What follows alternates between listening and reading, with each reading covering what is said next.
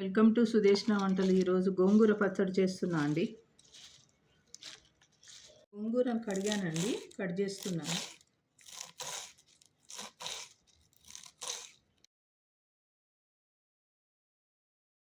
చట్నీ కోసం ఇవన్నీ మిక్స్ చేయాలండి.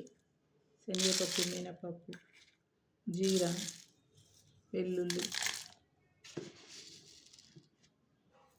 ధనియా వేస్తున్నానండి. గ్రైండ్ పట్టానండి. 2 కట్టల గోంగూరకు ఒక 15 ఎండుమిర్చి తీసుకున్నాను, 3 పచ్చిమిర్చి తీసుకున్నాను. ఇలా గ్రైండ్ పట్టానండి. జీరా వేస్తున్నా అండి, ఆవాలు వేస్తున్నాను, గోంగూర వేస్తున్నాను.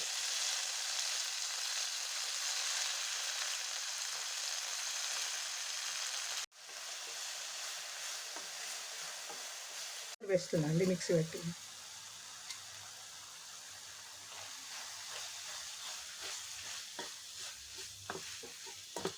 వేస్తున్నా అండి. తగినంత వేసుకోండి.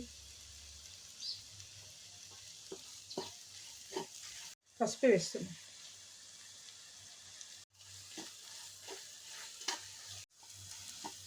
గోంగూర పచ్చడి బాగా వచ్చిందండి, అయిపోయింది. చాలా బాగుంటుంది రైస్లోకి. గోంగూర చట్నీ బాగా వచ్చిందండి.